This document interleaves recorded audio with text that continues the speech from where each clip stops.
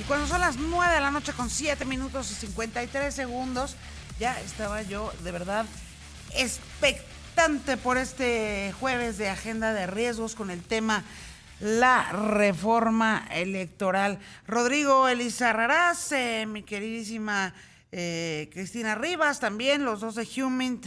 La verdad es que si hay un riesgo que no ha sido debidamente nombrado en el debate nacional, es justamente esta propuesta de reforma electoral presentada por el actual gobierno de Andrés Manuel López Obrador. Muy buenas noches a los dos. Hola Yuriria, buenas noches, ¿cómo estás? Preocupada, muy Pues preocupada. en efecto, esta reforma creo que ya la habíamos comentado en algún momento en este espacio contigo y creo que esta semana, en las últimas 2 semanas, se ha revivado el debate. eh, Preocupación de muchos analistas, de consejeros, de los partidos políticos, de distintos representantes.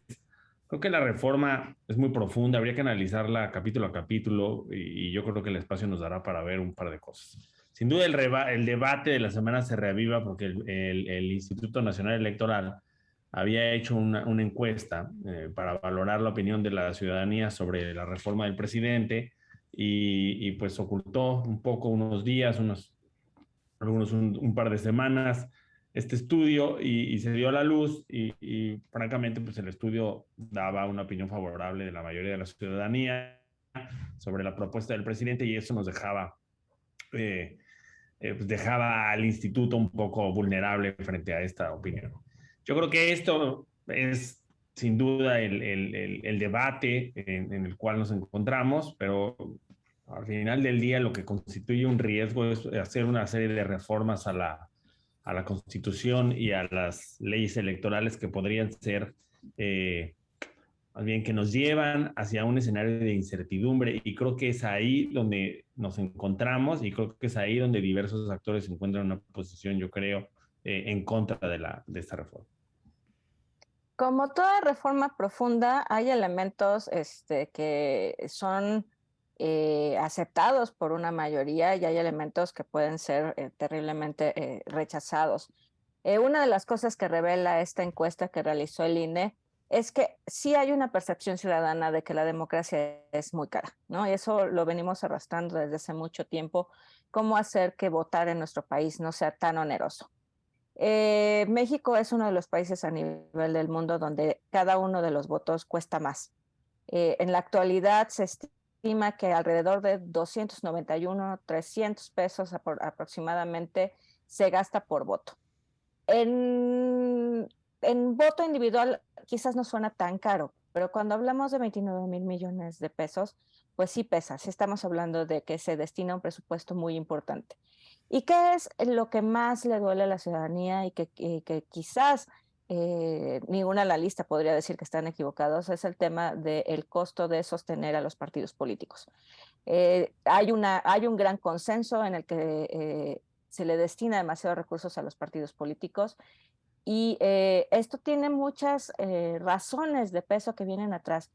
La democracia mexicana no podemos olvidar que se ha vuelto tan cara porque tenemos mucha desconfianza en nuestras elecciones. Así es. Esta historia de fraudes, esta historia de desconfianza nos ha llevado a buscar muchas herramientas y muchos mecanismos para blindar nuestras elecciones. Y una de esas razones es por las cuales le pagamos tanto a los partidos políticos, es que tememos que el presupuesto que ejercen los partidos políticos para poder hacer sus campañas provenga de malas fuentes, ¿no? Podrían venir del narco, pero sobre todo de grupos de interés que podrían dominar la arena electoral. Eso no lo hemos sabido resolver. Punto. No hemos dado ninguna propuesta para darle más certidumbre, más tranquilidad a la ciudadanía de que las elecciones transcurren bien, ¿no? Hay mucha confianza en el INE. De hecho, esta encuesta revela que sigue habiendo mucha confianza en el INE. La gente lo que está pidiendo es una reforma, no está pidiendo la desaparición del INE. Y creo que esto ya es un mensaje que recibió claro y fuerte el gobierno federal, que ha cambiado su discurso y está hablando de reformar el INE. La pregunta del millón es, ¿cuál es la mejor reforma que le podemos hacer al Instituto Electoral? Y retomando justo el punto de Cristina, me parece que ese es uno de las broncas medulares de este gobierno, que ha propuesto temas, los manda al Congreso y no hay discusión, ¿no? Es decir, y la discusión termina no por reformar o no por agregar los puntos de la oposición y eso que le dé consenso para aprobar. A lo mejor hay puntos clave como el dinero de los partidos políticos en donde sí hay consenso para modificarlo, así como a lo mejor también se encuentra consenso en reducir el tamaño del Senado o el tamaño de los diputados. Dos temas muy controversiales. Este de reducir el Congreso es para un análisis detallado porque no sabríamos qué escenarios. Lo que sí queda claro es que es una reforma que se lanza desde el poder, es decir, desde el que tiene el poder y busca mantenerse en el poder. Eso queda muy claro, se palpa muy bien en esta reforma y por eso genera esta incertidumbre tan grande en los actores, en donde evidentemente lo que se busca es detenerlo. Que si se necesita una reforma para mejorar al INE, sin duda también hay reformas para mejorar los mecanismos de control de recursos en la democracia mexicana o reducir el gasto de esta que no ha sido del todo efectivo. Sí, quizá también los mecanismos de selección de algunos de los, de los consejeros, pero no creo que la solución, me parece muy mala solución en el hecho de que sean electos por voto popular Imagínense, los no, pues esa es la, consejeros o los yo creo que es la funcionarios. peor, digo, de las peores cosas de esta propuesta. O sea, ¿cómo unos consejeros y consejeras electorales van a ser electos por voto popular? O sea, yo le pregunto a la gente que nos escucha, ¿ustedes elegirían por voto popular a su dentista, a su cardiólogo, a su... Es más, ya no nos vayamos con el tema de la salud, nos podemos poner menos tremendistas, a su mecánico? Vaya, la gente en la que ponemos en manos de quien ponemos la democracia, pues por lo menos que tenga estudios al respecto, ¿no? Yo la verdad sí considero un acto de absoluto populismo, ¿no? Y falta y por supuesto de absoluta irresponsabilidad, pero poner que a, ¿cómo se llamaba este cuate que Juanito, Ajá, sí. Juanito, El el Iztapalapa. candidato, exacto, ¿no? O sea, pues lo puedes poner ahí para que lo elijan y ser consejero electoral. Pues sí, sí lo puedes poner. ¿Tienen ganas? Lo pregunto con toda la honestidad del mundo, ¿no? No, y en efecto, o sea, mandarías perfiles no adecuados para un trabajo que evidentemente es técnico, es decir, en realidad los consejeros, Absolutamente.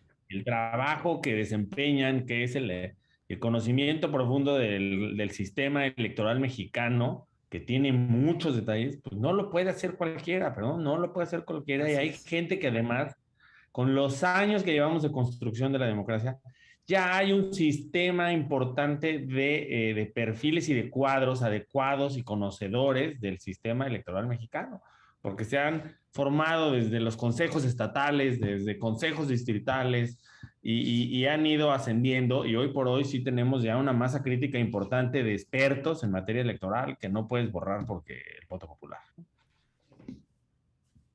Totalmente. Además, tenemos que buscar que esta reforma sí pueda tener ese consenso.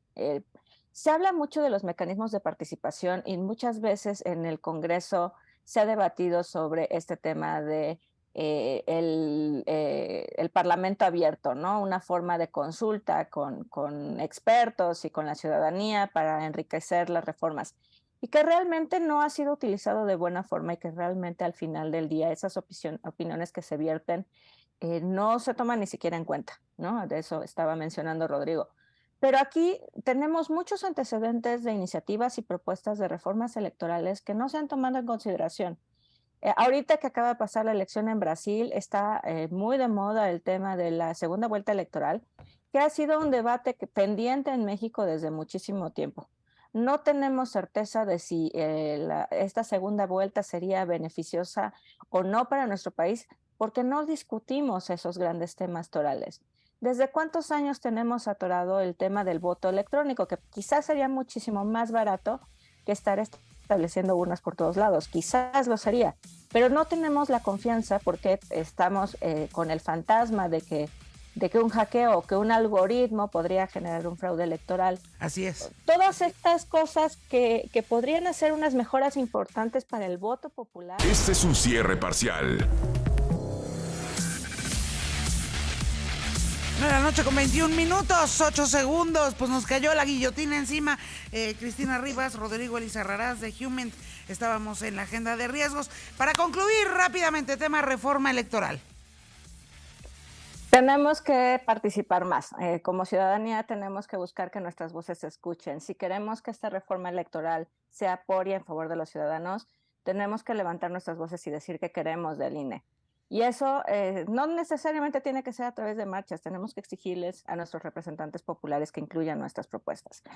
Segundo, reformar el INE con tan poco tiempo de las elecciones puede ser muy riesgoso. Creo que sí se necesita hacer un estudio y una reforma es necesaria, siempre es bueno mejorar, pero podemos hacerlo por partes. No tenemos que ir por toda la enchilada, como se decía hace un par de sexenios. The whole enchilada. Podemos hacer reformas, exactamente, podemos hacer pequeñas reformas que realmente incidan, que nos lleven a un proceso 2024 saludable y aspirar a un mejor INE y a unas mejores elecciones durante el siguiente sexenio. Gracias, Cristina, Rodrigo, les mando un beso, los espero por acá el próximo jueves. Gracias. Nos vemos, hasta pronto.